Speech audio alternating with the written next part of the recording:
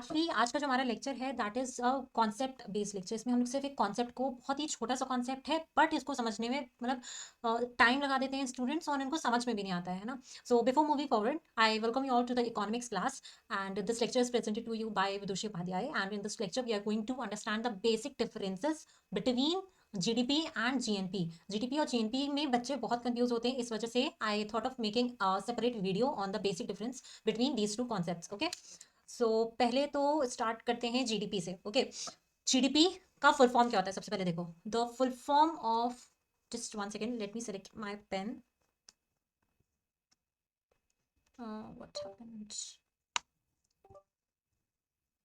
Okay, so the full form of GDP is gross domestic product. Okay, the gross domestic product होता है GDP का full form. अब इसका definition क्या होता है? GDP is the monetary value और market value of goods and services produced within a country's border. इसको ऐसे समझो, जितने भी गुड्स एंड सर्विसेज, ये मान लो कोई भी कंट्री, हम पढ़ रहे हैं इंडिया में बैठ करके, हम इंडियंस हैं तो चलो अपनी कंट्री का एग्जांपल लेते हैं। ये जो पूरी हमारी इंडिया है ना, हमारा जो पूरा कंट्री है इंडिया, इसकी बाउंड्रीज के अंदर जितने भी गुड्स एंड सर्विसेज प्रोड्यूस हुए हैं, ठीक है, इसकी बाउंड्रीज के विद इन जितने भी गुड्स एंड सर्विसेज प्रोड्यूस हुए हैं, उन सारे गुड्स एंड सर्विसेज की जो मॉनेटरी वैल्यू है, पैसे में जो उन सब गुड्स एंड सर्विसेज की वैल्यू है ना, मॉनेटरी वैल्यू, उसको कहते हैं जीडीपी। क्या कह रहे हैं? All the goods and services produced with in the national boundaries है, किसी भी कोई भी कंट्री की बाउंड्रीज के विद इन अंदर जितने भी गुड्स एंड सर्विसेज प्रोड्यूस होते हैं, उनकी जो मॉनेटरी वैल्यू या पैसे के टर्म्स में जो वैल्यू होती है, उसे कहते हैं GDP, that is gross domestic product. ये हो गया हमारा बेसिक डेफिनेशन या basic concept about what is GDP. इसका काम क्या होता है? मेनली ये मेनली मेजर करता है गुड्स एंड सर्विसेज की वैल्यू को in more literal terms, value in the sense monetary value. ठीक है, जितने भी गुड्स एंड सर्विसेज प्रोड्यूस हुए हैं उनकी मॉनेटरी टर्म्स में क्या वैल्यू है, उसको मेजर करने का काम होता है जीडीपी का। फिर जो भी कोई भी कंट्री है, जो कोई भी कंट्री है, उसका जो इकोनॉमिक ग्रोथ एंड डेवलपमेंट मतलब किस स्पेस पे चल रहा है, कितना हुआ है अभी तक, उन सारी चीजों को भी एनालाइज करने के लिए, मतलब economic growth and economic development को एनालाइज करने के लिए किसी भी कंट्री की, उसके लिए भी यूज किया जाता है जीडीपी को। अब मान लो कोई भी दो कंट्री उठा लो, इंडिया का एक बार एग्जाम्पल ले चुके हैं, मान लो कि हमें थाईलैंड और मालदीव्स का, इन दोनों का इकोनॉमिक परफॉर्मेंस आपस में कंपेयर करना है। तो जो मालदीव्स है, मालदीव्स एक कंट्री हो गई, और दूसरी कंट्री हम लोग ने कौन सी ली? थाईलैंड। तो अब देखो टूरिज्म इन दोनों का कह सकते हैं, अभी तो थोड़ा सा हिला हुआ है मालदीव्स का टूरिज्म, लेकिन अभी तक तो फिलहाल सही चल रहा था। तो थाईलैंड का भी टूरिज्म बहुत अच्छा है। तो अगर मान लो मालदीव्स को और साथ ही साथ ये थाईलैंड को आपस में कंपेयर करना है, दोनों का इकोनॉमिक परफॉर्मेंस, या फिर दो या कोई भी दो से ज्यादा कंट्रीज का आपस में इकोनॉमिक परफॉर्मेंस उनकी कंपेयर करनी है, तब भी हम किस चीज का यूटिलाइजेशन करते हैं? उन पर्टिकुलर कंट्रीज के जीडीपी का। मान लो तीन कोई कंट्रीज हो गई, तीनों कंट्रीज के आपस में इकोनॉमिक परफॉर्मेंस को कंपेयर करना है, तो तीनों कंट्रीज का हम लोग क्या उठाएंगे? जीडीपी कितना है उनका, वो उठाएंगे आपस में कंपेयर करने के लिए। Then it also measures domestic production regardless of ownership. अब ये देखो इसमें क्या होता है, ये मेनली मेजर, ये भी मेजर करता है जो डोमेस्टिक प्रोडक्शन है उसका रिगार्डलेस ऑफ ओनरशिप। इसका क्या मतलब हुआ? हमने बात की थी डेफिनेशन जब हम लोग समझ रहे थे ग्रॉस डोमेस्टिक प्रोडक्ट की, इसमें हम लोग ने कहा था कि जितने भी मतलब कि सारे के सारे गुड्स एंड सर्विसेज किसी एक फाइनेंशियल ईयर में, बट वन फाइनेंशियल ईयर में जितने भी गुड्स एंड सर्विसेज प्रोड्यूस हुए हमारी कंट्री के अंदर, वो सारी गुड्स का मॉनेटरी वैल्यू होता है जीडीपी। क्या मैंने कहीं भी ये कहा था डेफिनेशन समझाते हुए कि हमारे सिटीजन के द्वारा? बिल्कुल नहीं। जीडीपी में सारे गुड्स एंड सर्विसेज कैलकुलेट होते हैं, भले ही वो हमारे सिटीजन के द्वारा हमारी बाउंड्रीज के अंदर बनाए गए हों, या कोई 5-6 साल से कोई फॉरेनर हमारी कंट्री में आकर के सेटल हुआ, मान लो कोई अमेरिकन हो गया, उसने यहाँ पे यूपी में आकर के कोई अपनी एक यूनिट सेटअप कर ली। अब देखो उसका पैसा तो उसी के पास जाएगा, उसकी कंट्री में जाएगा, लेकिन हमारी कंट्री जो जीडीपी है उसमें सारे गुड्स एंड सर्विसेज इंक्लूड होंगे, चाहे वो हमारे देश के अंदर हमारे ही सिटीजन ने बनाया हो, मध्य प्रदेश में बैठ करके किसी अपने सिटीजन ने बनाया हो, या फिर उत्तर प्रदेश में बैठ करके किसी फॉरेन सिटीजन ने अपनी कंपनी खोल करके उससे जितना भी गुड्स एंड सर्विसेज प्रोड्यूस किया हो, वो सारे गुड्स एंड सर्विसेज इंक्लूड होते हैं जीडीपी में, इररेस्पेक्टिव ऑफ ओनरशिप। ये कह रहे हैं बेसिकली कि it measures domestic production regardless of ownership. Ownership नहीं देखते हैं इसमें, सारे गुड्स एंड सर्विसेज की मॉनेटरी वैल्यू इसमें एनालाइज की जाती है। अब इसका कैलकुलेशन कैसे करते हैं? जीडीपी का कैलकुलेशन कैसे करते हैं? वो होता है कंजम्पशन तो प्लस इसमें और क्या ऐड करते हैं? इन्वेस्टमेंट, गवर्नमेंट स्पेंडिंग या गवर्नमेंट एक्सपेंडिचर जैसे कह सकते हो आप। गवर्नमेंट एक्सपेंडिचर को समझाया भी बहुत अच्छे से था फिजिकल पॉलिसी वाले लेक्चर में मैंने। गवर्नमेंट स्पेंडिंग या गवर्नमेंट एक्सपेंडिचर एक ही चीज होती है। प्लस नेट एक्सपोर्ट्स, एक्सपोर्ट्स, हाँ, कैसे कैलकुलेशन होता है इसका? कंजम्पशन में ऐड करते हैं investment plus government expenditure plus net exports, ये मेनली फॉर्मूला होता है जीडीपी कैलकुलेट करने का। या फिर जीडीपी जेएनपी, अभी हम लोग इसको और भी अच्छे से समझेंगे जब हम लोग measures of calculating national income भी कवर करेंगे अपने चैनल पे, उसका नया सेपरेट वीडियो आएगा, बहुत जल्द आएगा। ये समझ में आ गया क्या क्या होता है जीडीपी मिली। अगर फिर भी आपको कोई डाउट होता है इस पूरे लेक्चर में, कोई डाउट ऐसा रह जाता है कॉन्सेप्ट बेस्ड, तो डोंट वरी, आप लोग कमेंट करो वीडियो पे, उस पे मैं और अमिता, हम दोनों में से कोई, अमिता मैम में से कोई भी उस कमेंट का रिप्लाई करके आपका डाउट सॉल्व करेगा। अगर डाउट बड़ा है या कोई क्वेश्चन बेस्ड या केस स्टडी बेस्ड क्वेश्चन है, तो उसके ऊपर हम लोग सेपरेट वीडियो 2-3 क्वेश्चन का एक साथ बना देंगे। Okay, then the next concept that we are going to understand is GNP. GNP का फुल फॉर्म क्या होता है? That is gross national product. Gross national product is a monetary value or market value of goods and services produced by all citizens of a country, both domestically and abroad. ध्यान से समझना, इसमें क्या कह रहे हैं, हमने जीडीपी में क्या देखा था, हमने, let me change the colour of my pen, yellow ले लेते हैं, येलो या ब्लैक ले लेते हैं। हाँ, हमने ये देखा था कि वो सारी गुड्स एंड सर्विसेज भले किसी फॉरेनर ने प्रोड्यूस किए हो साल भर में, या हमारे खुद के सिटीजन ने प्रोड्यूस किए हो, ठीक है, कहाँ वो सारी गुड्स एंड सर्विसेज कैलकुलेट होंगे, वही सिर्फ गुड्स एंड सर्विसेज कैलकुलेट होंगे जीडीपी में जो कि हमारी कंट्री की बाउंड्रीज के विद इन बनाए गए हैं, अंदर अंदर बनाए गए हैं, इररिस्पेक्टिव ऑफ ओनरशिप। ये मैंने कहीं भी मेंशन नहीं किया है कि हमारे सिटीजन के द्वारा भले वो किसी और कंट्री में बैठा हो, बना रहा हो वहां पे, लेकिन वो भी इंक्लूड होगा जीडीपी में। नहीं, जीडीपी में सिर्फ हमारी कंट्री के बॉर्डर्स के विद इन होता है, वो जितने भी गुड्स एंड सर्विसेज प्रोड्यूस होते हैं उनको लिया जाता है विद इन जीडीपी का कॉन्सेप्ट। जीएनपी में क्या होता है मेनली, यहाँ पे हमारा इंडिया हो गया, ये पूरा वर्ल्ड मैप है, आप लोग को दिख रहा होगा, ये हमारा इंडिया है, अगर आप लोग देख पा रहे हो तो लेट मी जस्ट जूम।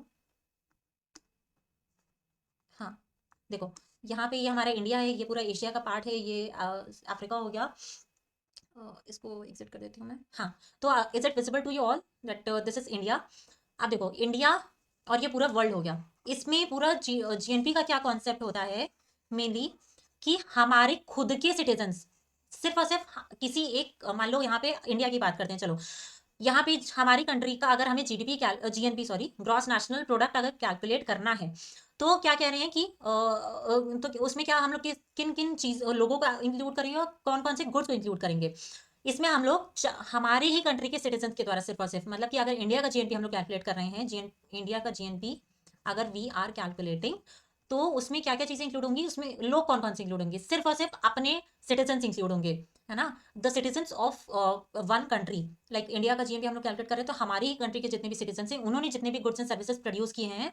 अब यहाँ पे जैसे जीडीपी वाले में हम लोग ने देखा था ना कि एक लिमिट थी कि हमारी कंट्री के बॉर्डर के अंदर ही अंदर जितना भी गुड्स एंड सर्विसेज प्रोड्यूस होंगे वही सिर्फ आएंगे जीडीपी की मीनिंग के विद इन। लेकिन जीएनपी में है कि एक ही कंडीशन है, सिर्फ सिटीजन हमारे होने चाहिए, भले ही वो अपना गुड इंडिया की बाउंड्रीज के अंदर प्रोड्यूस कर रहे हो या कहीं किसी और कंट्री में, किसी फॉरेन में जाकर के अपनी यूनिट सेटअप करके किसी भी कंपनी की उस वहां पे जाकर के प्रोड्यूस कर रहे हो, वो सब इंडिया के जीएनपी के मीनिंग के विद इन ही आएगा। इसमें क्या क्या कह रहे हैं, let me reiterate this again, that हमारी अगर इंडिया के जीडीपी हम लोग कैलकुलेट कर रहे हैं, तो हमारी कंट्री के जो सिटीजन हैं, हमारी कंट्री के सिटीजन लाइक इंडिया के जो सिटीजन हैं, यही एक कंडीशन है कि सिटीजन इंडिया के होने चाहिए, फिर वो चाहे गुड्स इंडिया में प्रोड्यूस कर रहे हो या ऑल ओवर द वर्ल्ड कहीं भी जाकर के प्रोड्यूस कर रहे हो, है ना। तो वो सारे गुड्स एंड सर्विसेज जितने भी प्रोड्यूस किए गए हैं उस पर्टिकुलर इंडियन सिटीजन के द्वारा, उन सबका जो मॉनेटरी वैल्यू होगा, उन सारी गुड्स एंड सर्विसेज का, उन सबका जो पैसे में वैल्यू होगा, वो सब आ जाएगा with in what, with in GNP, India का जीएनपी। तो अब समझ में आया इसका क्या डेफिनेशन का मतलब था। GNP that is gross national product is a monetary value और market value of goods and services produced by all citizens of a country, जिस भी कंट्री के जीएनपी को हम कैलकुलेट कर रहे हैं, तो उस कंट्री के लोग भी होने चाहिए पर्टिकुलर, और कोई फॉरेन के जो सिटीजन होंगे वो उसमें इंक्लूड नहीं होंगे जीएनपी में, बोथ डोमेस्टिकली एंड अब्रॉड। फिर चाहे वो कहीं पर भी अपना गुड बनाए, चाहे फिर वो कहीं पर भी अपना गुड्स या सर्विसेज जो है वो प्रोड्यूस करे या प्रोवाइड करे, वो सब आ जाएगा with in the meaning of GNP. अब इसमें क्या कह रहे हैं, हाँ, it also measures the income earn bye a countries residents. अब देखो जीएनपी, अब जीएनपी का अनदर यूटिलाइजेशन क्या होता है, जैसे जीडीपी हम लोगों ने पढ़ा था कि जो कंट्री का इकोनॉमिक ग्रोथ और इकोनॉमिक डेवलपमेंट है उसको एनालाइज करने के लिए कि वो किस स्टेज पे है, किस पेस पे कंट्री का इकोनॉमिक परफॉर्मेंस जो है वो काम कर रहा है, वैसे ही हम इसमें क्या देख पा रहे हैं कि जीएनपी मेजर करता है कितनी इनकम जो है वो किसी भी पर्टिकुलर कंट्री के जो रेसिडेंट्स हैं, सिटीजन हैं, वो अर्न कर पा रहे हैं। लाइक इंडिया का जीएनपी क्या बताएगा कि इंडिया के जो रेसिडेंट्स हैं वो उनकी अर्निंग कितनी है, मतलब वो कितना इनकम अर्न कर रहे हैं in a financial year. Then used to analyze a country's citizens income and living standards। ये और क्या एनालाइज करता है, कंट्री के जो सिटीजन हैं उनकी इनकम को तो एनालाइज करता ही करता है, उस इनकम के जरिए हमें क्या पता चलता है, उनका स्टैंडर्ड ऑफ लिविंग भी पता चलता है। Plus in addition to that it also provides insights in the economic wellbeing of a country. ये जैसे हम लोग ने पढ़ा था जीडीपी में कि इकोनॉमिक परफॉर्मेंस को, जैसे हम लोग कह रहे थे ना कि इकोनॉमिक परफॉर्मेंस किसी भी दो या दो से ज्यादा कंट्रीज के बीच में अगर इकोनॉमिक परफॉर्मेंस को कंपेयर करना है तो हम उन सारी पर्टिकुलर कंट्रीज को, उन पर्टिकुलर कंट्रीज की जीडीपी को उठाएंगे कंपेयर करने के लिए। वैसे ही जो जीएनपी है कुछ वैसे ही जिस कंट्री की हम बात करें, लाइक थाईलैंड की अगर जीएनपी की बात कर लो, या अमेरिका की किसी उसका बात कर लो, लाइक ब्राजील की जीएनपी की बात कर लो, ठीक है, तो उसमें अगर हमें उनका जानना है कि उनके सिटीजन्स का इकोनॉमिक वेलबींग कैसा है, उसमें बहुत सारी चीजें इंक्लूड हो जाती हैं, लाइक इनकम एंड कितने बच्चे स्कूल है, लाइक बहुत सारी चीजें उसमें इंक्लूड हो जाती हैं, कितनों ने अपना हायर एजुकेशन कंप्लीट किया। तो ये सारी चीजें एनालाइज करके हमें कौन बताता है, वो बताता है जीएनपी। जिस कंट्री का जीएनपी हम कैलकुलेट कर रहे हैं, उस कंट्री का इकोनॉमिक वेलबींग भी हम उसी जीएनपी से एनालाइज कर सकते हैं। Then it also considers income earn by residents regardless of location. अभी हम लोग ने बात की, हमें बस मतलब है ये कि जो सिटीजन्स हम उस पर्टिकुलर कंट्री के होने चाहिए, जिस कंट्री का हम जीएनपी कैलकुलेट कर रहे हैं उसी कंट्री के सिटीजन्स भी होने चाहिए रिगार्डलेस ऑफ लोकेशन, की कहाँ बैठ करके वो पैसा कमा रहे हैं। ओके, आप देखो इसका कैलकुलेशन कैसे करते हैं। जीडीपी का हम लोग ने कैसे देखा था, consumption plus investment plus government expenditure plus net exports. अब जीएनपी का क्या कैलकुलेशन होता है इसमें, जीडीपी में जब हम लोग एनएफआईए, एनएफआईए का फुल फॉर्म क्या है, that is net factor income from abroad, इसका फुल फॉर्म होता है, एनएफआईए का फुल फॉर्म होता है net factor income from abroad. जब हम लोग जीडीपी में net factor income from abroad that is NFIA को ऐड कर देते हैं, प्लस कर देते हैं, तो हमें क्या मिल जाता है, हमें मिल जाता है हमारा जीएनपी। अब देखो net factor income from abroad क्या होता है, इसको बस आसान भाषा में इतना समझ लो, दैट इज कि किसी भी मान लो कि हम इसमें बेसिक सब्ट्रैक्शन करते हैं, माइनस करते हैं। किसको माइनस करते हैं, जो फॉरेनर्स ने इंडिया में इनकम अर्न करी है, ठीक है, उसको हम लोग माइनस कर देते हैं, किसमें से माइनस कर देते हैं, इंडियंस ने कितना फॉरेन कंट्री में जाकर के इनकम अर्न करी।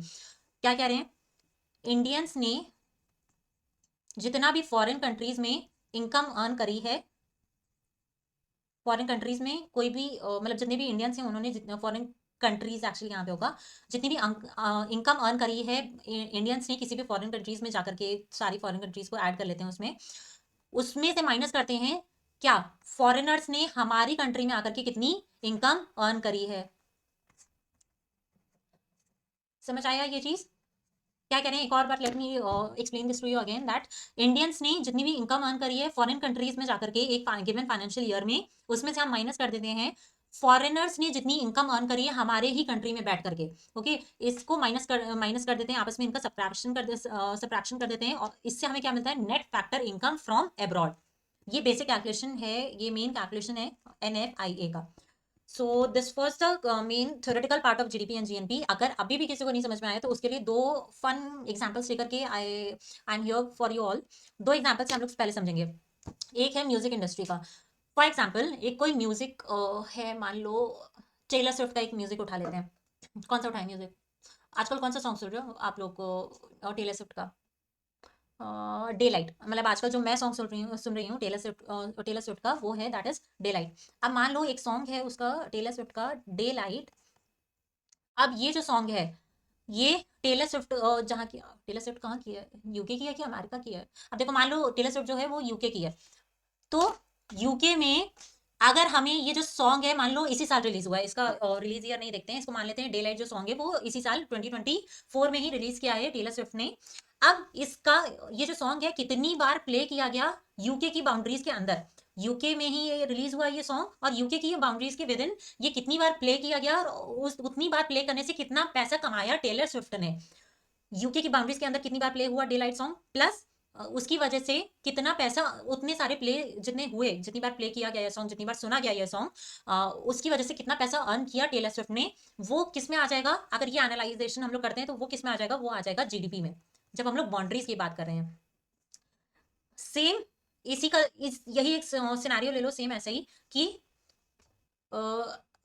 यही जो डे लाइट सॉन्ग है, ओके, डे लाइट सॉन्ग ही जो टेलर स्विफ्ट का है, जब हम लोग इसकी बात कर रहे हैं, जब इसमें इसको हम लोग ओवरऑल एनालाइज करेंगे, यहाँ पे हम किसी एक कंट्री की बात नहीं कर रहे हैं, इसमें क्या कह रहे हैं, जब हम लोग एनालिसिस करेंगे कि यूके में कितनी बार प्ले किया गया और यूके में प्ले करने जितनी बार प्ले किया गया उससे कितना पैसा अर्न किया टेलर स्विफ्ट ने, ये प्लस यूके के अलावा all over the world, all over the world कितनी बार प्ले किया गया daylight song Taylor Swift का, तो उस उतनी बार प्ले करने से कितना पैसा अर्न किया टेलर स्विफ्ट ने, इन दोनों चीज को ऐड कर लेंगे, मतलब यूके में कितनी बार प्ले किया गया ये song, all over the world कितनी बार प्ले किया गया ये सॉन्ग, इन दोनों को साथ में प्लस करके एनालाइज करेंगे, तब ये हमारा हो जाता है कॉन्सेप्ट ऑफ जीएनपी।